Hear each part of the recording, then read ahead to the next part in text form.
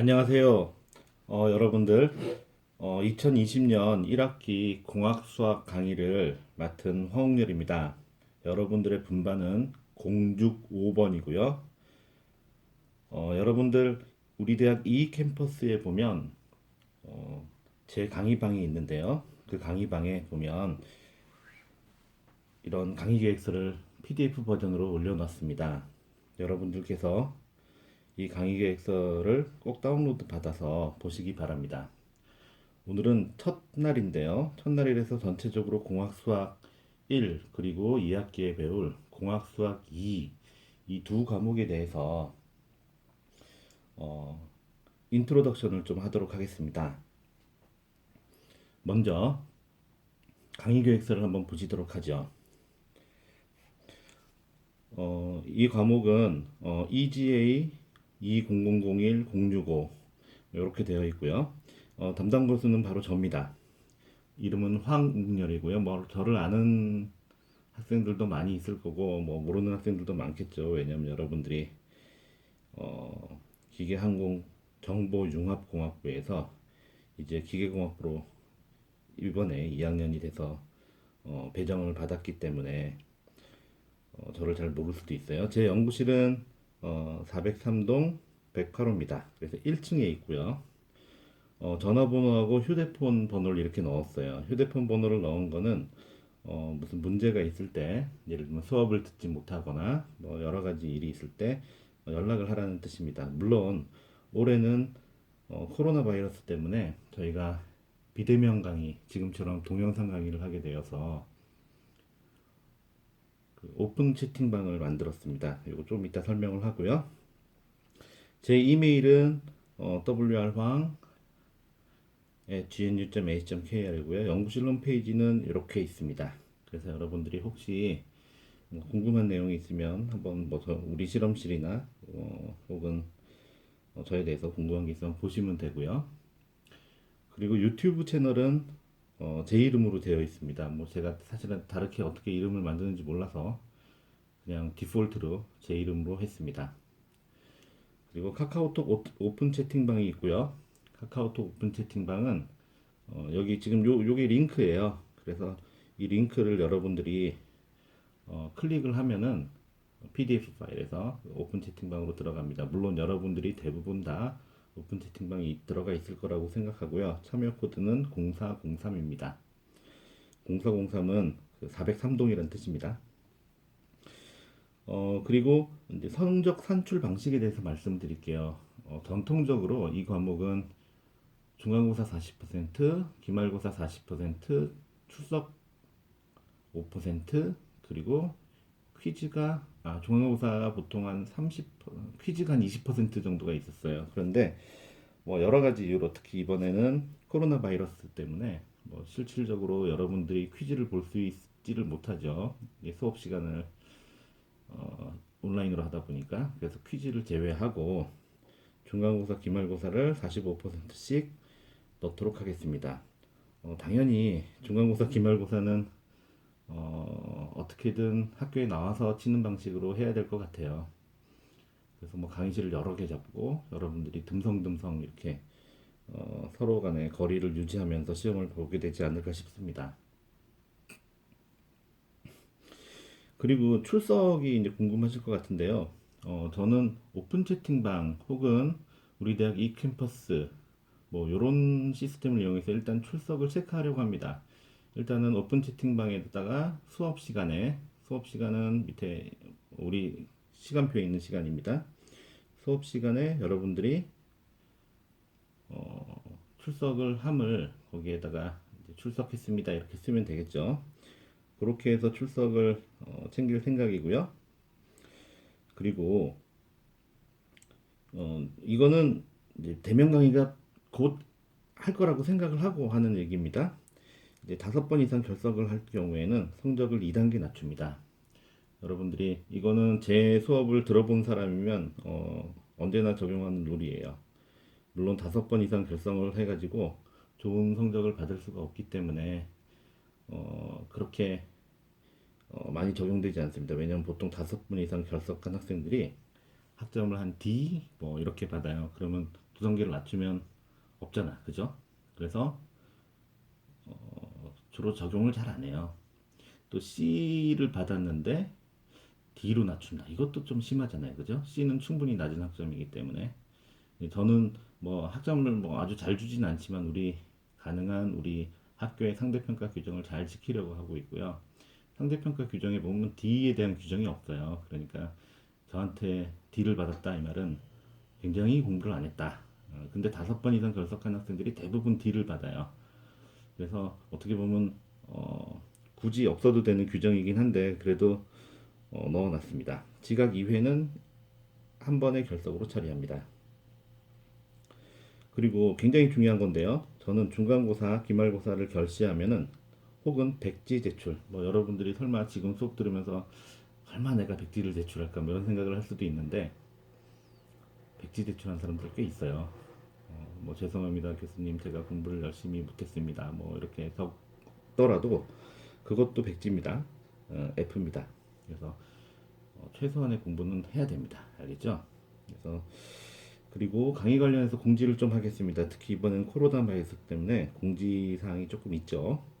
자, 일단 이 과목은 선수 과목이 있어요. 수학 1입니다. 이 선수 과목 미수 강좌는 F 학점은 원래 수강을 한 게 아니니까 미수 강좌는 이수 불가 이렇게 되어 있는데요.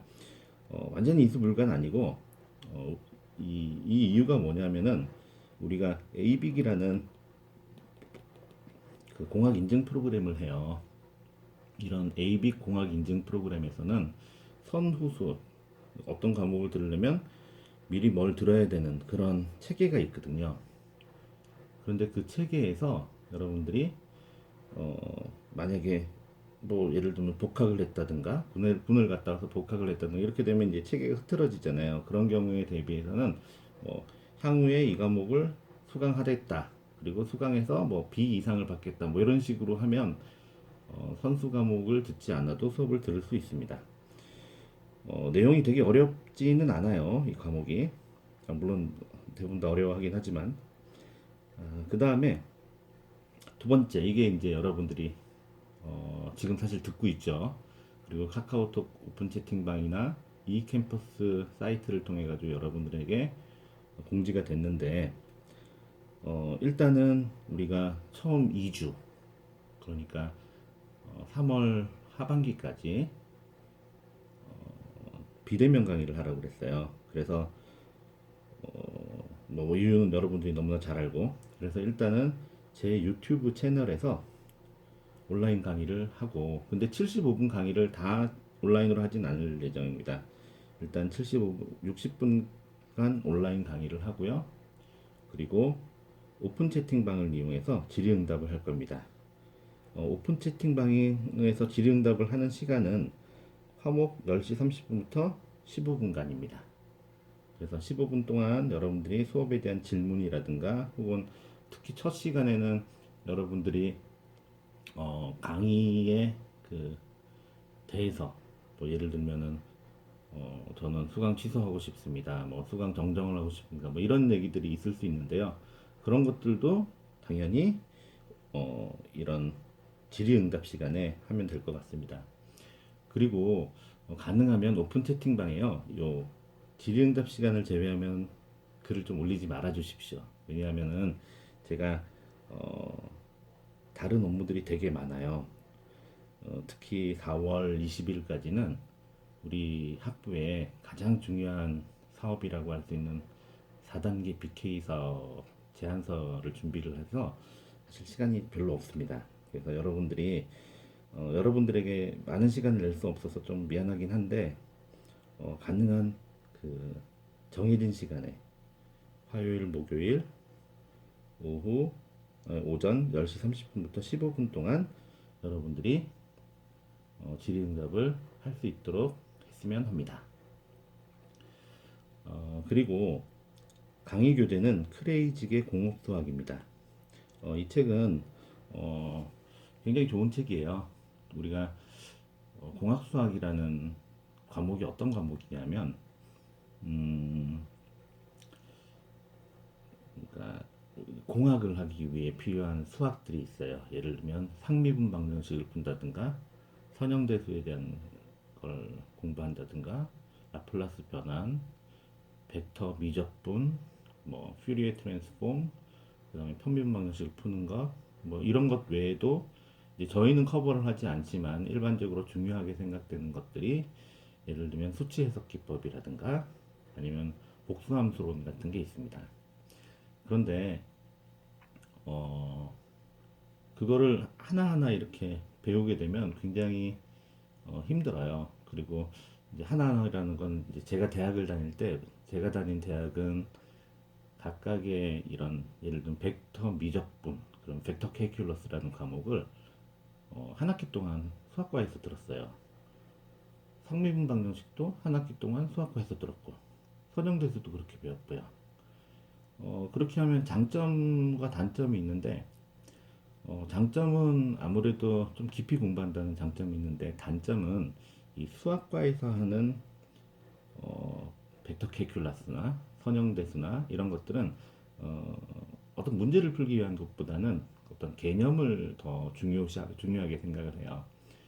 그래서 이제 기계공학이나 뭐 우리 다양한 공학에서는 사실은 문제를 풀 수 있어야 되거든요.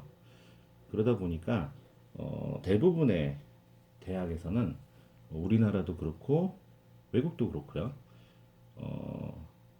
뭐 몇몇의 대학을 제외하고는 혹은 뭐 학생들이 개별로 들어도 되지만 대부분은 이 공학 수학이라는 과목을 만들어서 엔지니어링을 하는 학생들이 한 두 학기 정도의 기본적인 수학적인 엔지니어링을 하기 위한 수학적인 백그라운드를 가질 수 있도록 그렇게 하고 있습니다. 그래서 원래는 공학수학 1에서는 이 상미분방정식 여러분들이 이제 뭐 상미분하니까 무슨 말인지 잘 모르겠죠. 하여튼 좀 배울 겁니다 금방. 그리고 선형대수, 그리고 연립상미분방정식, 그다음에 라플라스 변환 이렇게 네 개를 전통적으로 배워요.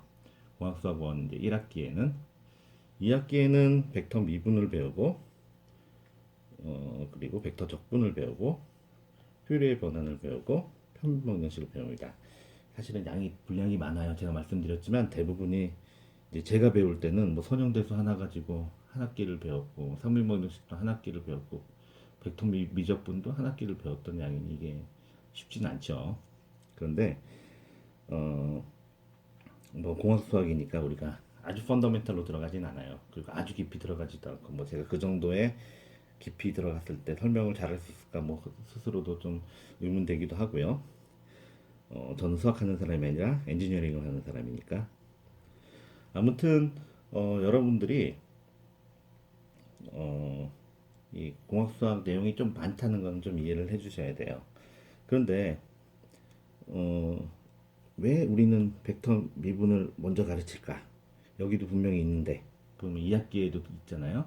근데 전통적으로 벡터 미분을 제가 처음 2주간 진행을 합니다. 이유는 여러 가지가 있는데요. 가장 큰 이유는 벡터 미분을 먼저 가르치고 싶지만 벡터 미분을 먼저 가르치면 상미분 방정식이나 선형대수나 라플라스 변환 같은 걸 제대로 못 배울 수가 있거든요. 그래서 2학기에 들어가 있는데 문제는 여러분들이 2학년에 처음 들어오자마자 뭘 배우게 돼요? 고체역학. 그죠? 그 다음에 2학년 때 유체도 배우고요. 동력학도 배우고요. 어떤 친구들은 기구학도 배울 거고 뭐 하여튼 다양한 역학 과목을 배우는데 이 2학기까지 벡터가 뭔지를 제대로 모르고 제대로 배우지 않고 공학 그 엔지니어링 과목을 듣게 되면 역학 과목을 듣게 되면 여러분들이 되게 힘들어져요. 그래서 저희가 이제 여러 교수님들의 요청이 있었어요. 적어도 내적, 외적 뭐 이런 것들에 대해서 아주 기초적인 것들을 처음에 공학 수업하면 공학 수학 1에서 가르쳐 달라는 거예요. 그렇게 하면 이제 2학년 1학기 지금 이제 여러분들 2학년 1학기죠. 대부분의 학생들이 2학년 1학기에 수업이 정상적으로 역학 수업이 진행될 수 있는 최소한의 어떤 배경 지식은 갖게 된다. 뭐 이렇게 생각하는 거죠. 자, 그래서 어, 저희도 매년 했던 것처럼 죄송합니다. 벡터 미분을 어, 2주 동안 먼저 진행을 할 겁니다. 근데 제가 생각을 해보니까 실제 수업보다 이 온라인 강의를 하면 진도가 조금 더 빨리 나갈 수 있을 것 같아요. 왜냐하면 실제 수업에서는 예를 들면 오늘 같은 날은 한 20분 하고 마칠 거 아니에요. 근데 이제 60분을 해야 되니까. 그리고 보통 여러분들의 이제 여러분들과 인터랙션을 하잖아요. 뭐 여러분들의 질문도 하고 수업 시간에는 그리고 여러분들하고 뭐 농담도 좀 하고 이렇게 되는데 이런 온라인 강의에서 그렇게 할 수가 없으니까 아마 진도가 좀 빨리 나갈 것 같아요. 그래서 2주 동안 안 할 수도 있어요. 2주면 4번인데 4번의 강의를 안 하고 아마 한 3번 정도에 끝날 수도 있습니다. 그리고 상미분 방정식을 배우고요. 그때 배울 때 얘기를 합시다. 상미분 방정식이 뭔지. 아닌가? 조금 설명을 해줄까? 상미분 방정식은 어떤 시스템을 우리가 모델링해서 얻는 미분 방정식이에요. 그러다 보니까 굉장히 우리 물리적인 문제하고 굉장히 일치하는 게 많아요. 이 크레이지의 공업수학 책이 좋기는 좋은데 단점이 이게 기계공학을 한 사람을 위해서 쓴 책이 아니거든요. 그래서 이그젠플들이 기계공학 문제가 별로 없어요. 몇 개 없고 그렇게 또 예쁜 문제들도 아니에요. 그래서 저는 적어도 제 수업에서는 상당히 많은 공학적인 문제를 다룰 겁니다. 그래서 여러분들이 어, 예를 들면은 단면의 이차 모멘트 같은 걸 계산한다든가 당장 상비분 방정식에서 풀 문제들이 어떤 문제냐면은 예를 들어서 아주 간단한 유체역학 문제들, 뭐 배관에서의 속도장을 구하는 문제, 속도장이 뭔지 잘 모르겠죠. 하여튼 하나씩 하나씩 가르칠 겁니다. 그리고 그런 거에서부터 시작해서 비임의 버클링 문제, 좌굴 문제, 뭐 이런 것들, 그리고 상비분 방정식에서 예를 들면 뭐 입자의 항력을 이용해서 점도를 측정하는 방식이라든가 뭐 다양한 얘기들을 해줄 거예요. 그러니까 여러분들이 우리는 기계공학자니까 여러분들은 이제 그걸 배우는 사람이니까 가능한 기계공학에서 나오는 다양한 문제로 이그젠플들을 만들어서 풀 예정입니다. 그리고 선형대수는 여러분들은 아마 선형대수? 야, 저게 선형대수가 뭐야? 뭐 이런 얘기를 할 수도 있어요. 굉장히 이상하잖아요. 대수는 더하기 빼기 곱하기 나누기인데 선형은 그냥 선형함수 뭐 이렇게 생각할 수 있는데 행렬과 벡터에 대한 겁니다. 굉장히 중요해요. 사실은 이번 학기에 한 5분의 2, 40% 정도가 바로 여기에 속하게 됩니다. 굉장히 중요하고요. 기계공학을 하는 사람들은 한테 가장 중요한 게 뭘까? 뭐 물론 뭐 여기 나온 수업들 다 중요한데요. 그래도 그것 뭐 다 중요해요. 사실은 뭐 상비분 방정식 너무너무 중요하고요. 왜냐면 모든 모델링이 상비분 방정식으로 이루어지니까 선형대수도 매우 매우 중요해요. 왜냐하면 선형대수를 잘 이해하지 못하면 그냥 간단한 어떤 우리가 시스템을 바라보는 우리 역학에서 시스템을 바라보는 게 선형화라는 관점이거든요. 선형화라는 말, 리니어라이제이션. 이런 말이 좀 이해가 안 될 텐데 여러분들이 당장 고체역학만 봐도요.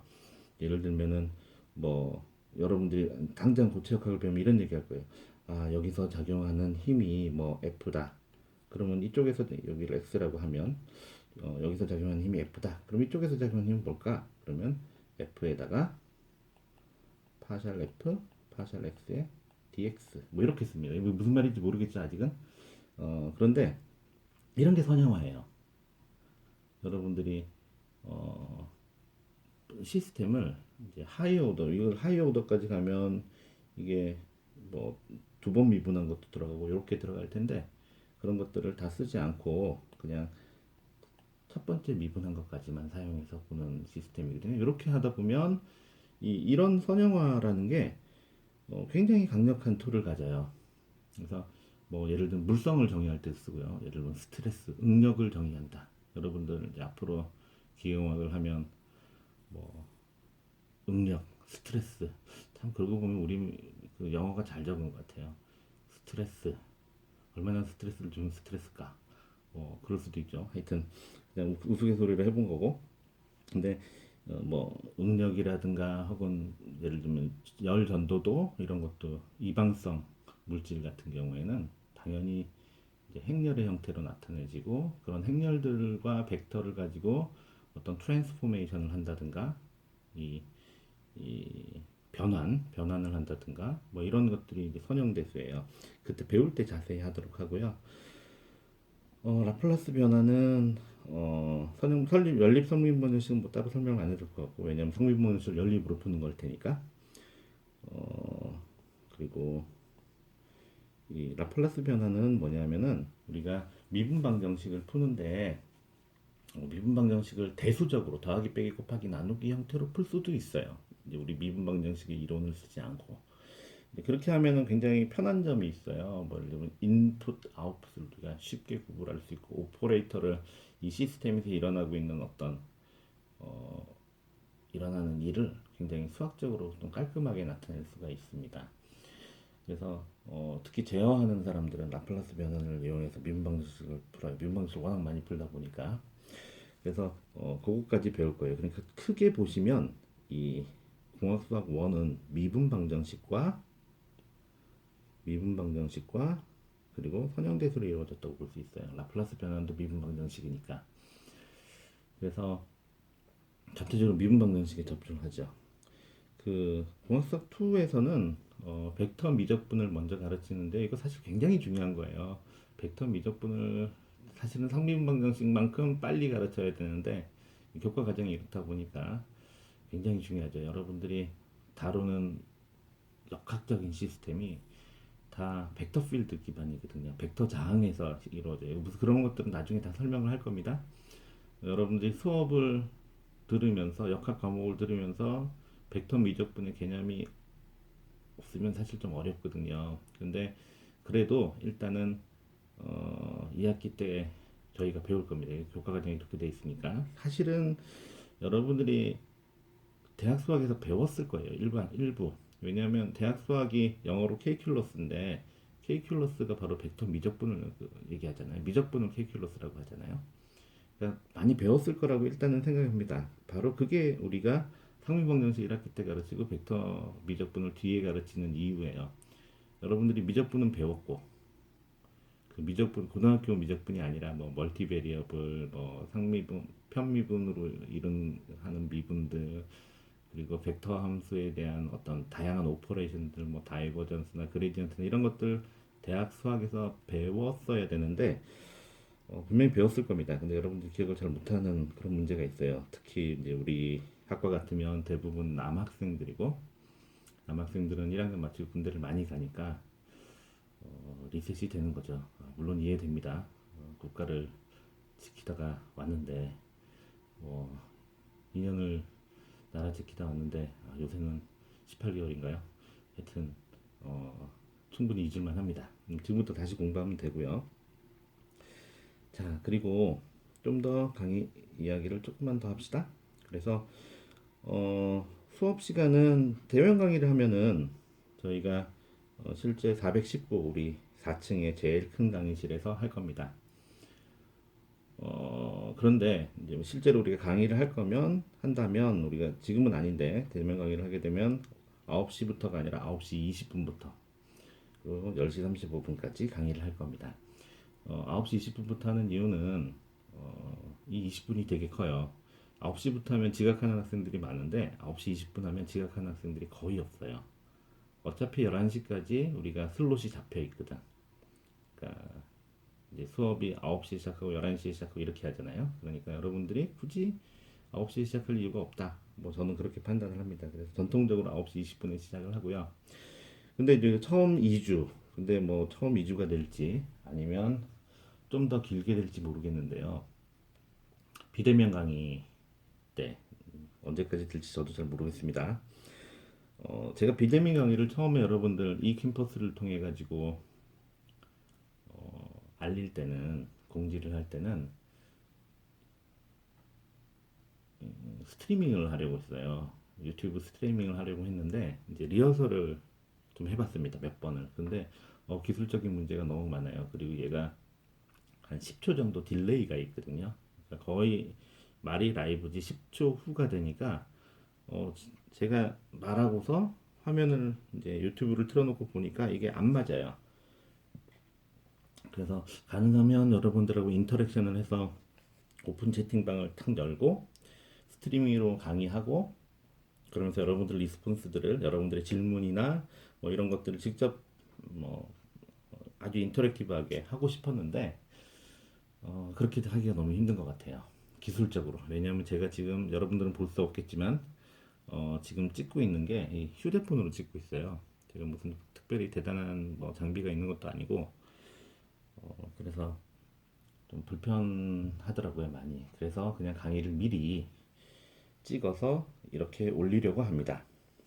그런데 일단은 목표는 화요일, 목요일 오전 9시부터 11시까지 유튜브에서 올릴 거예요. 근데 뭐 제가 워낙 바빠가지고 아마 훨씬 전에 올리고 훨씬 이후에 아마 내릴 거예요.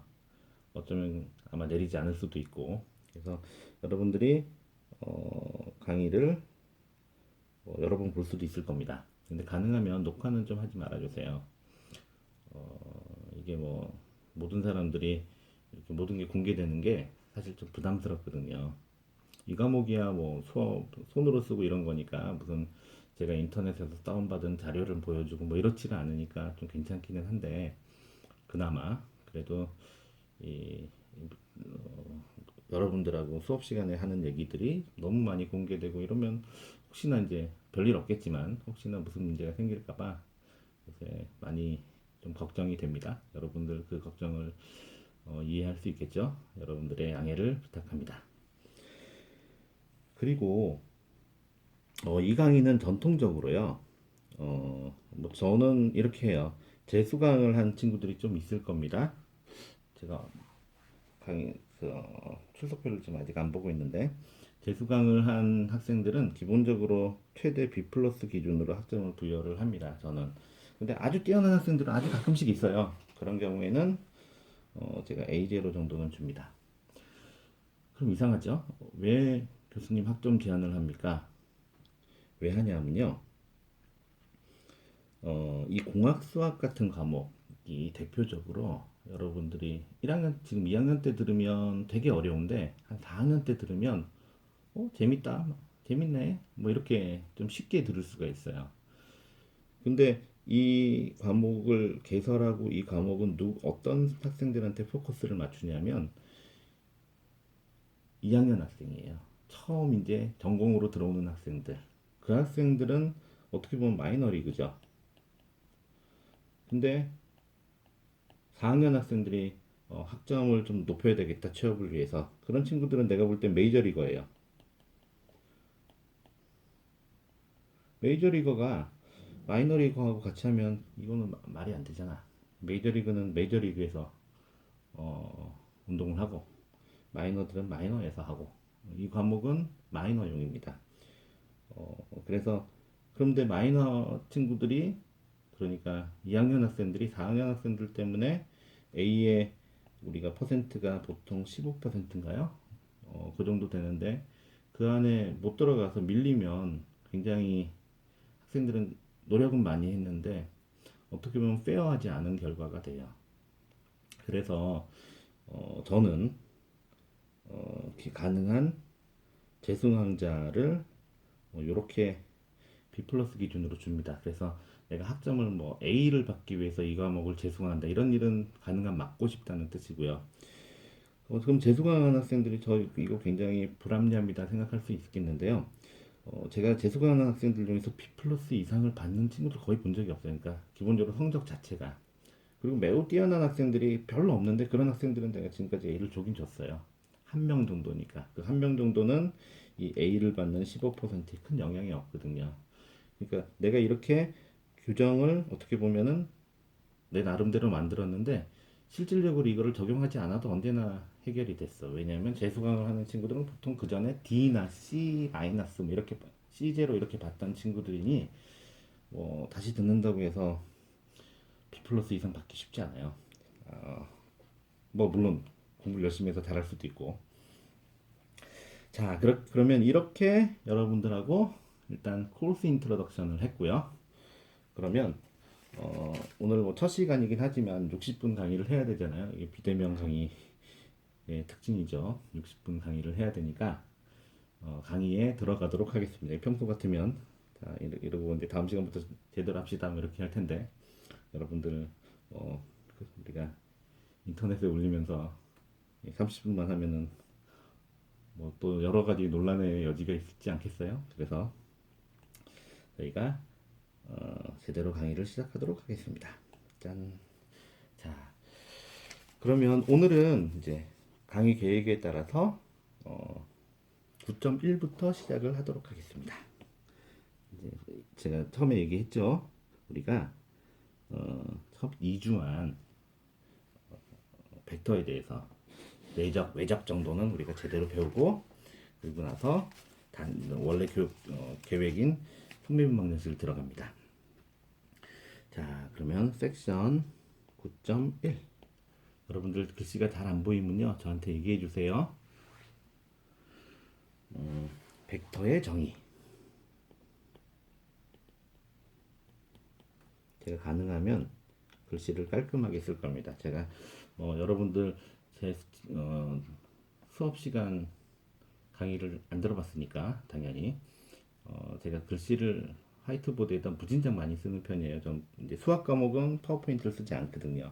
다른 과목들은 파워포인트로 하지만 수학은 굳이 파워포인트 할 이유가 없다 이렇게 생각을 해서 그래서 글씨가 좀 엉망인데 이거는 유튜브로 나오니까 너무 엉망으로 쓰면은 좀 안 좋을 것 같아요. 그래서 이제 글씨를 좀 가능하면 좀 깔끔하게 쓰도록 하겠습니다.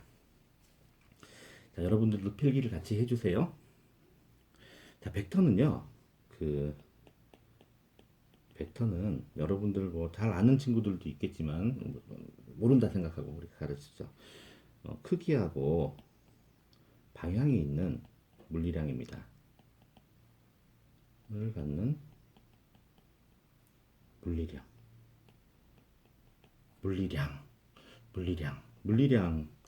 그러니까 여러분들이 좀 물리량이라는 건 사실은 어떤 내가 물리량이라고 썼지만 벡터라는 게 꼭 물리량일 필요는 없죠. 그냥 어떤 양입니다. 양인데 우리가 물리량이라고 이렇게 말을 하는 거는 우리가 이제 물리적인 양에 관심이 있다는 얘기죠. 예를 들면은 힘, force 우리가 크기도 있고 방향도 있잖아요. 내가 이렇게 미는 거랑 이렇게 미는 거랑 다르잖아요. 크기가 같더라도 방향이 다르면 다른 힘이에요. 그죠? 그래서 그리고 변이 디스플레이스먼트도 우리가 이 방향으로 움직이는 거랑 이 방향으로 움직이는 거랑 다르잖아요. 그리고 뭐 속도, 크기하고 방향이 있는 것들, 그리고 가속도 다 이거 물리량이 크기하고 방향이 있다는 걸 알게 돼요. 뭐 이런 것뿐 아니라 우리가 예를 들어서 여러분들이 아직은 잘 모르지만 예를 들면 연료속 같은 게 있어요. 이게 뭘까요? 연료속이라는 거는 히트 플럭스를 얘기합니다. 열이 흐르는 것도 열이 온도가 높은 데서 낮은 데로 열이 흐르잖아요. 근데 열이 흐르는 것도 방향을 가져요. 그죠? 예를 들면 여기는 온도가 높고 여기가 온도가 낮아. 뭐 이렇게 좀 붙여서 써볼까요?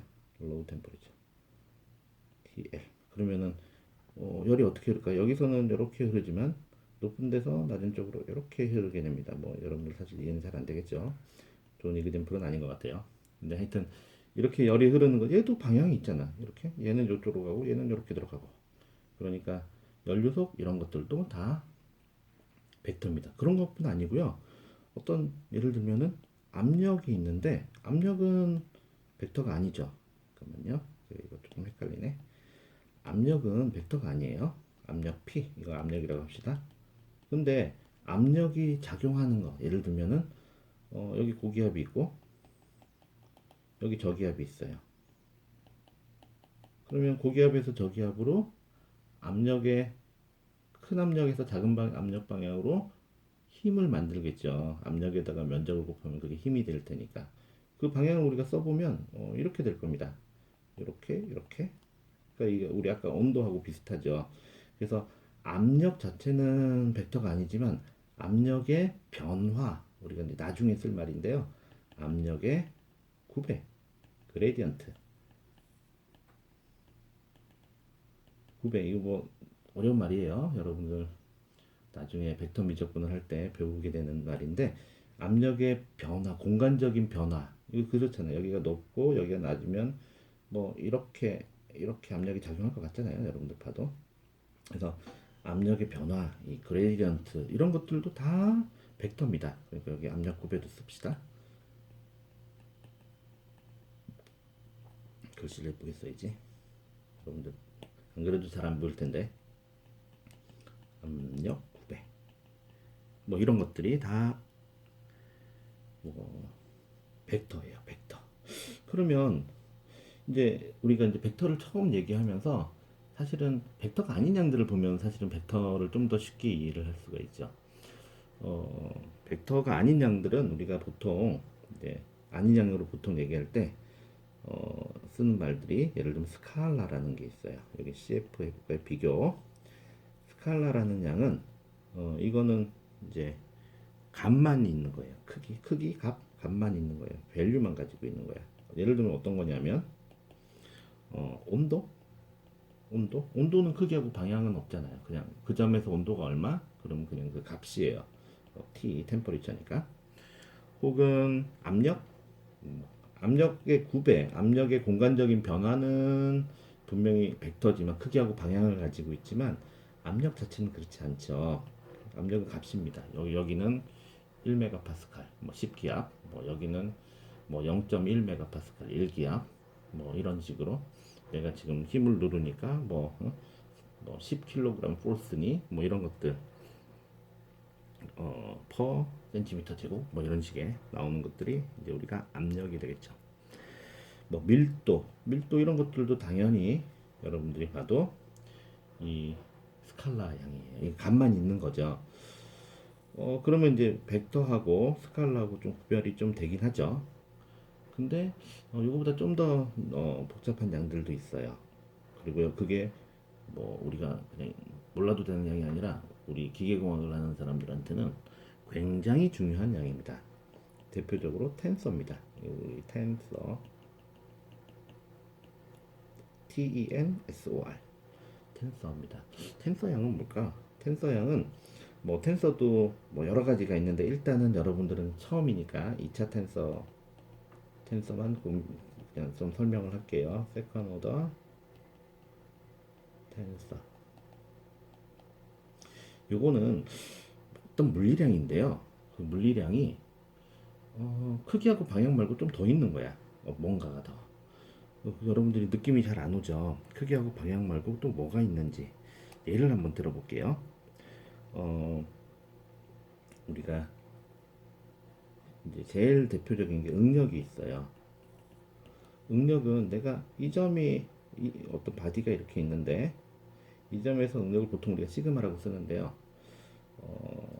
내가 요거 얘기를 하고 갈까요? 잠시만. 우리가 벡터는 예를 들면 속도를 우리가 u라고 하면 저는 벡터를 주로 밑에다가 bar를 씁니다. 이게 이제 벡터라는 거고요. 스칼라는 아무것도 안 써요. 그냥 이렇게 t, p 혹은 밀도 같으면 low 이렇게 그냥 씁니다. 근데 텐서는 여기 방금 전에 내가 했던 것처럼 이렇게 두 줄을 꺼요. 밑에다가 두 줄을 끄면 이게 텐서 양이고, 특히 2차 텐서, 그럼 4차 텐서는 네 줄을 끄겠죠. 3차 텐서는 세 줄을 끄고요. 이렇게 해서 이제 물리량을 구별을 해요. 근데 응력 같으면 대표적인 내가 여기서 응력이 얼마다 물리적으로 중요하긴 해요. 근데 이게 눈으로 보이는 양이 아니야. 여러분들이 처음에 이제 역학을 배우다 보면 이제 많이 나오는 제일 처음에 고체역학 하다 보면 저 중간에 뭐 나와요? 응력은 작용하는 힘에 따라서 나타나는 힘이 다르죠. 그러니까 우리가 뭐 힘이라고 얘기하면 좀 그렇지만 하여튼 전단 응력과 수직 응력이 다 달라져요. 그래서 여러분들이 모어 서클을 배우는 거예요. 그렇죠? 이걸 간단하게 하기 위해서. 그런데 어 근데 지금은 여러분들이 고체역학을 아직 다 안 배워서 이게 무슨 말인지 모를 거고 나중에 선형대수를 할 때 우리가 이거를 이제 증명을 할 겁니다. 응력이 어떻게 바뀌는지. 근데 하여튼 여러분들에게는 핵심적인 얘기는 이거예요. 내가 응력이 여기 얼마다, 이 한 점에서 응력이 얼마다 이렇게 얘기를 하는 건 중요하긴 중요한데 별로 의미가 없어요. 왜냐면 그걸 또 나타낼 방법도 없고. 내가 시그마라는 응력이 있으면 예를 들어서 내가 가상의 이런 면을 봤을 때 이 응력 때문에 어떤 힘이 발생할까? 예를 들면은 수직방 뭐 이런 힘이 발생하더라. 그래서 그 봤더니 수직 방향으로는 이런 컴포넌트를 갖고 수평 방향으로는 패러럴 면의 패러럴 방향으로는 이런 컴포넌트를 갖더라. 그래서 우리가 이걸 뭐 T 텐덴셜 얘는 T 노멀 뭐 이렇게 해서 이 응력이 있는데 요 면에서 봤더니 이 면에서 바라봤더니 빨간 면에서 바라봤더니 이렇게 생기더라. 근데 다른 면에서 바라보면 또 탄젠셜하고 노멀이 달라집니다. 왜냐하면 면이 다르니까. 그러면 얘는 이 물리량은 응력 되게 중요한 양인데요. 이 물리량은 크기와 방향만 갖고 있는 건 아니죠. 적어도 작용하는 면까지 알고 있어야 돼요. 작용하는 면에 따라서 크기와 방향이 달라지잖아요. 여기 봐. 작용하는 면이 이렇게 생기면 크기와 방향이 이렇게 생기는데 뭐 다른 면에서는 탄젠셜하고 노말이 또 달라져요. 그러면 뭐 그렇게 볼 수 있죠. 그리고 또 하나 예를 하나 들어볼게요. 예를 들면 열 전도도 아이고 이거 글씨를 잘 써봐야 되겠다. 다시 쓰겠습니다.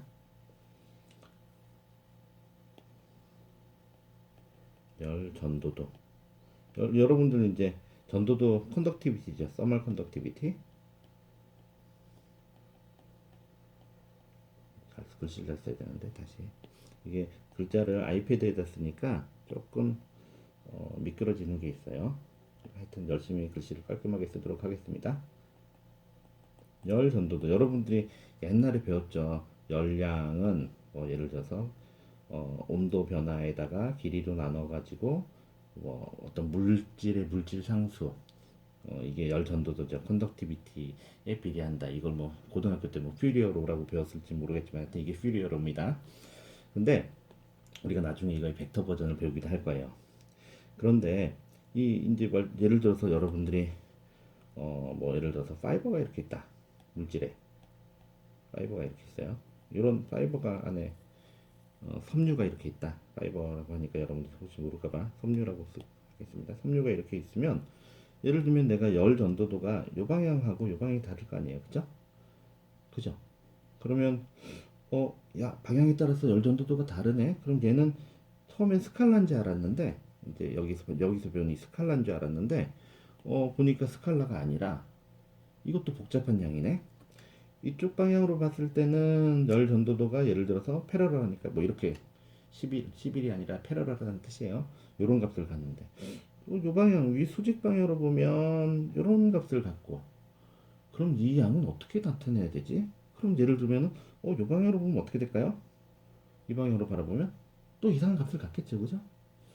그러면 어 이런 것들은 어떻게 나타내지? 그런 게 이제 텐서입니다. 이게 이제 2차 텐서로 나타내져요. 이거는 일단은 여러분들 뭐 아직은 보지 말고요. 여러분들 우리가 선형대수를 하면서 우리가 중간고사 이후에 선형대수가 주제거든요. 선형대수를 하면서 이제 그런 것들에 대해서 하나씩 하나씩 배워갈 겁니다. 하여튼 그러니까 크기와 방향 말고도 다른 걸 갖는 물리량들이 있다. 그리고 그런 물리량들이 사실은 굉장히 일반적인 양이에요. 그래서 그런 양들 한번 써볼까요? 대표적으로 응력 이제 아까 썼죠. 스트레스입니다. 열전도도 서멀 컨덕티비티도 있죠. 그리고 뭐 예를 들면 변형률, 스트레인, 스트레인도 마찬가지예요. 트레인도 내가 어떤 물질이 얼마나 변형됐는지를 나타내는, 내가 여기 있던 게 예를 들면 쇼 변형이 돼서 이렇게 바뀌었어. 그럼 얘를 어떻게 표현할까? 변형을 어떻게 표현할까? 상당히 고민스러운 거예요. 근데 그런 것들을 어떻게 하냐면은 우리가 여기 있던 거는 어떻게 갈까? 뭐 그랬더니 이렇게 움직이더라. 또 여기 있던 건 어떻게 갈까? 뭐 이렇게 해야지 어떤 컴플리트한 디스크립션이 되지 않겠어요? 그죠? 변형되고 나면 그러니까 처음에 초기 방향에 따라서 변형되는 게 달라. 방향도 바뀌고 크기도 바뀌고 이런 양들을 변형을 어떻게 표현할 것인가? 이제 그런 것들이 여러분들이, 그러니까 단순히 크기와 방향만 있는 양은 아니라는 거겠죠. 그래서 이거 이런 것도 있고 변형의 속도, 변형 글씨를 잘 써야 되는데 변형률, 속도, 우리 우리말로 이렇게 rate of deformation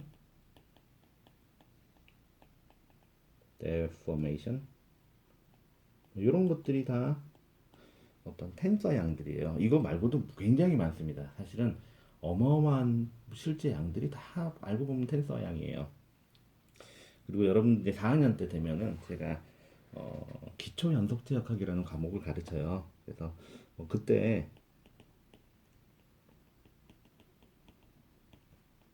역학이라는 과목을 내가 가르치는데 이 과목을 들으면 이제 텐서에 대해서 굉장히 잘 알게 돼요. 그리고 굉장히 역학에서는 핵심적인 컨셉이기 때문에 하여튼 요 정도로 하고 넘어가죠.